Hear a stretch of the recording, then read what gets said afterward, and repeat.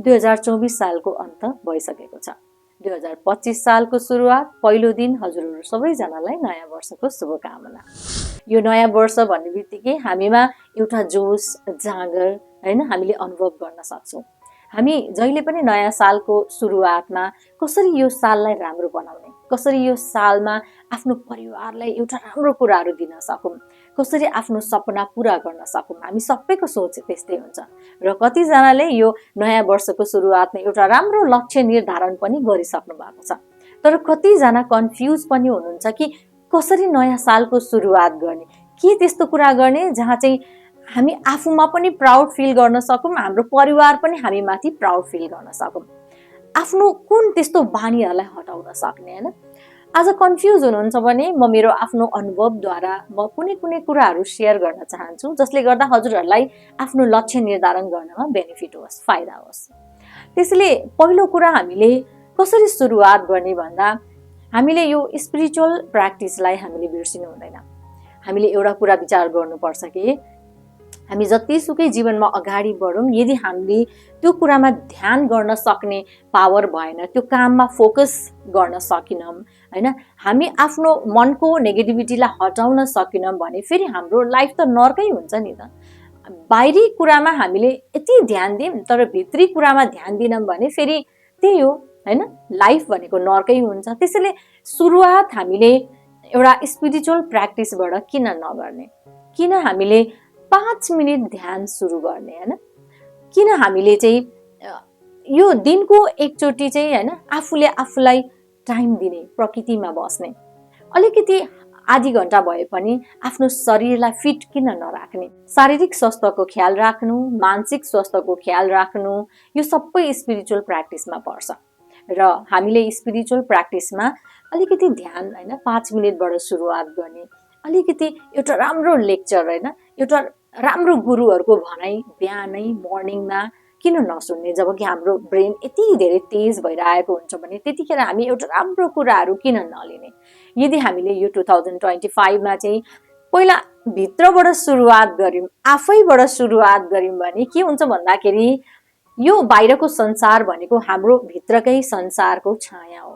त्यसैले आज यो नयाँ सालमा हामी पहिला आफ्नो भित्रको नेगेटिभिटीलाई हटाउने, त्यसपछि बाहिरको नेगेटिभिटी सबै आफै हट्छ। त्यसैले स्पिरिचुअल प्र्याक्टिस हामीले थोरैबाट सुरु गर्न सक्छौँ। आज हो, आज सुरुवातमा हामी बुझ्न सक्दैनौँ तर सुनिरहने, जति धेरै सुन्छौँ त्यति बिस्तारो बुझ्दै जान्छौँ हैन। जसरी एउटा बच्चाले नर्सरी क्लासदेखि बिस्तारै बिस्तारै हैन प्रमोसन हुँदै गएपछि उसले पछि एसीसम्म दिन्छ, उसले कलेज पढ्छ, हो त्यस्तै हो यो पनि। स्पिरिचुअल प्र्याक्टिस पनि त्यस्तै हो। त्यसैले आज मलाई केही आउँदैन भन्ने होइन, बरु म आजैदेखि सुरुवात गर्छु र एउटा राम्रो भिडियो सुन्छु, 5 मिनटदेखि ध्यानको सुरुवात गर्छु, एउटा राम्रो एक्सर्साइज गर्छु आधी घण्टा हो। यति मात्रै गर्यौँ भने नि जब हामी मनबाट नै शान्त हुन्छौँ अनि बाहिरी संसारमा पनि हामी प्रोग्रेस गर्न सक्छौँ। हाम्रो कुनै काम गरेको छौँ भने हामी फोकस गर्न सक्छौँ। अर्को भनेको हैन, एक पेज भए पनि बुक पढ्ने बानी बसालौँ। यो बुक पढ्ने भनेको नि वास्तवमा के हुन्छ भन्दाखेरि नि हामीलाई एउटा आत्मविश्वास पनि जगाउँछ, बोल्न सक्ने क्षमता बढाउँछ, अनि कस्तो हुन्छ भन्दाखेरि चाहिँ नि मनमा शान्ति पनि हुन्छ र स्ट्रेस फ्री जब पनि हो। जस्तै बुक रिडिङ भन्ने बित्तिकै हामी जुन हाउसवाइफहरू हुनुहुन्छ नि हैन, उहाँहरूले मेरो लागि त अब बुक रिडिङ किन हो, हामी बुक रिडिङ खालि पैसा कमाउनुको लागि मात्रै सोच्छौँ, तर बुक रिडिङ भनेको आफ्नो बुद्धिलाई बढाउनु पनि हो। आज हाउसवाइफहरू यदि घरमा हुनुहुन्छ र टाइम मजाले छ भने प्लिज बुक रिडिङ गरौँ हैन। यो बुक पढ्ने बानीले नि कहीँ न कहीँ हाम्रो यो अस्वस्थ मन छ नि, यो नकारात्मक मन छ नि, त्यो सकारात्मक हुन्छ। एउटा हाउसवाइफको जब पनि धेरै ठुलो हुन्छ नि। एउटा हाउसवाइफको हातमा हुन्छ उनीहरूको बच्चाको भविष्य।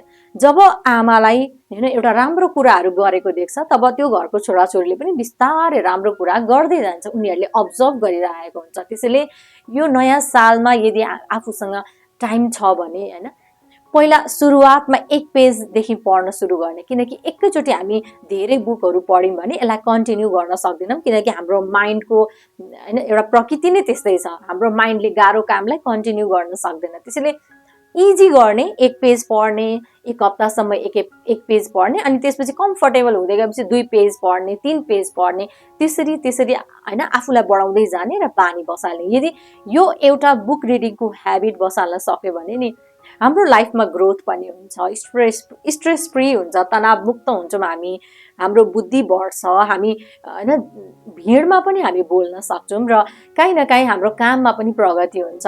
त्यसैले आज जुनसुकै काम गर्दैछौँ भने, बिजनेस गर्दैछौँ भने त्यही रिलेटेड हामीले बुक पढ्न सक्छौँ। एउटा हाउसवाइफहरूले स्वास्थ्यको किताबहरू पढ्न सकिन्छ, भगवत गीता जस्तो किताब पढ्न सकिन्छ, हैन बच्चाहरूलाई कसरी बुझ्ने, एउटा बच्चाहरूको माइन्ड रिड गर्ने बुकहरू पढ्न सक्छौँ। त्यसैले यो नयाँ सालमा हैन बुक रिडिङ ह्याबिटले हामी आफूभित्रको त्यो आत्मविश्वास जगाउन सक्छौँ। अर्को भनेको नि सानसानो परिवर्तन किन नगर्ने। यो 2025 मा ठुल्ठुलो कुराहरू गर्नै पर्दैन क्या।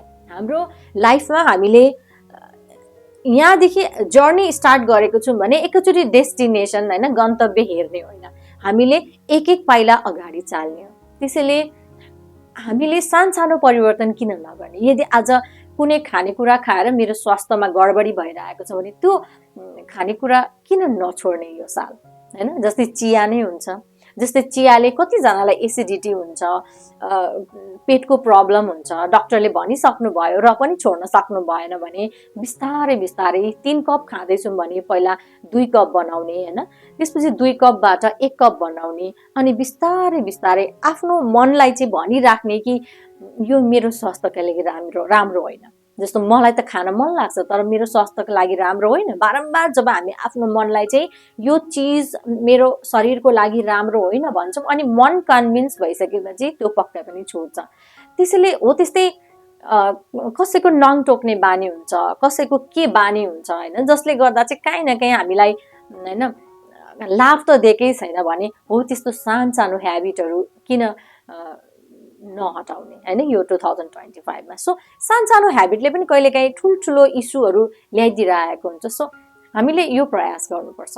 अर्को भनेको नि यो एउटा यति धेरै महत्त्व छ नि, तर यसको महत्त्व आजको मान्छेहरूले बिर्सिँदै गइरहेको छ। किनकि आज हामी एकरो मोबाइलमा हैन एउटा अनलाइन फ्रेन्डसँग हामी रिलेसन राखिरहेको छौँ, जबकि अफलाइन फ्यामिली हैन हाम्रो फ्यामिली ती नजिकै हुन्छ। परिवारसँग दिनको एउटा समय चाहे त्यो आधी घन्टा नै किन नहोस् मोबाइल साइडमा राखिदिने र एकअर्काको आँखामा हेरेर एकअर्कासँग कुरा गर्ने, यो यति राम्रो छ नि।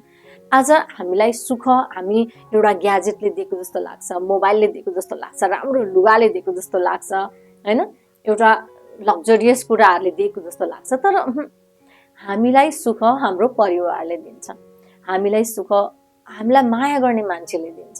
जब हामी आफ्नो परिवारसँग बसेर एकअर्कामा एउटा एकदम राम्रो मजबुत सम्बन्ध बनाउँछौँ नि, तब त्यो जस्तो राम्रो अनुभव केही पनि हुँदैन। त्यसैले यदि आज हामीले चाहिँ हैन घर आयो अनि त्यसपछि घर आएपछि जब बच्चाहरू छेउमा हुन्छ हेर्दाखेरि त परिवार सबै शारीरिक रूपमा त नजिकै हुन्छ, तर मानसिक रूपमा आज हामी टाढा हुँदैछौँ। मानसिक रूपमा हामीले नजिक हुनुपर्छ। मानसिक रूपमा नजिक हुनुको लागि एउटा टाइम हैन कन्टिन्यू त्यस्तो गर्नु पर्दैन, तर एउटा टाइम आफ्नो परिवारसँग बस्दा मोबाइललाई साइड लगाइदिने, एकअर्कासँग बसेर एकअर्काको कुरा सुन्ने, आफू पनि कुरा गर्ने, अरूलाई पनि बच्चाहरूलाई पनि कुरा भन्ने एउटा हैन एन्भाइरोमेन्ट बनाउने। सो परिवारसँग त्यो एउटा टाइम चाहिँ हामीले बिताउनै पर्छ। यदि यसमा हामीले लगानी गर्यौँ भने नि यो यति राम्रो लगानी सिद्ध हुन्छ नि, यो इन्भेस्टमेन्टको नि फल हामीलाई पछि आउँछ। त्यसैले यो 2025 मा पारिवारिक सम्बन्ध किन राम्रो नबनाउने। अर्को हामीले नि एउटा निस्वार्थ भावले मद्दत गर्ने बानी डेभलप गर्नु आवश्यक छ। यसले के हुन्छ भन्दाखेरि नि हामीमा दया भाव आउँछ, हैन, एउटा अन्डरस्ट्यान्डिङ आउँछ। जस्तै घरमा हैन प्राय जसो हाउसवाइफले सबै चिज गरिराख्नु भएको हुन्छ, तर फ्यामिली मेम्बरहरू यति धेरै हुन्छ अनि त्यो हाउसवाइफले हैन मदर हुनुभयो, वाइफ हुनुभयो, हैन बिहानदेखि बेलुकासम्म गर्नुहुन्छ, तर यदि हामी फ्यामिली मेम्बर छ भने किन उहाँले मद्दत माग्नुभन्दा अगाडि नै अलिकति हामी पनि गरिदिने, किन हामी पनि लिभिङ रुमहरू सफा नगरिदिने, हैन उहाँले हैन केही गर्दै हुनुहुन्छ भने आफू पनि नभनिकन उहाँको एउटा दुईटा कामहरू सघाइदिने। यसले गर्दा के हुन्छ भन्दाखेरि नि त्यो अर्को व्यक्तिलाई, त्यो हाउसवाइफलाई, त्यो मदरलाई यति खुसी लाग्छ नि। माया भनेको यसरी बुझिन्छ नि त। मद्दत माग्नुभन्दा अगाडि नै जब मद्दत आउँछ भने त्यो बन्डिङ पनि राम्रो हुन्छ हैन, त्यो रिलेसनशिप पनि राम्रो हुन्छ र हामी आफै भित्रको क्वालिटी पनि डेभलप हुन्छ। अब हामी कसैको परिस्थितिलाई बुझ्न सक्ने मान्छे हुन्छौँ, यो हुनु भनेको यति राम्रो कुरा हो नि। कसैको परिस्थितिमा बसेर उसको दुःखलाई बुझ्नु भनेको यो यति राम्रो क्वालिटी हो र त्यो डेभलप गर्न सक्छौँ। त्यसैले 2025 भनेको काहीँ न काहीँ बाहिरी कुरामा सफलता, पैसा हैन, यसको पछि मात्रै भाग्नु भन्दा पनि किन आफूलाई सुधार गर्ने। किनकि हामी एउटा लायकको मान्छे भइसकेपछि त यो चिजहरू त आफै आइहाल्छ नि। भनिन्छ नि एउटा राम्रो भनाइ छ नि हैन, आफ्नो सपनालाई तिमी पछ्याउ, यो पैसा, रिलेसनशिप, यो सबै कुरा आफै आउँछ भने जस्तै एउटा राम्रो कर्म गरेर जब हामी एउटा योग्य व्यक्ति हुन्छौँ नि, तब वास्तवमा योग्य कुराहरू, एउटा राम्रो पर्फेक्ट कुराहरूले नै हामीलाई पछ्याएर आएको हुन्छ। हजुरहरूलाई धेरै धेरै धन्यवाद मेरो भिडियो हेरिदिनु भएकोमा। धन्यवाद।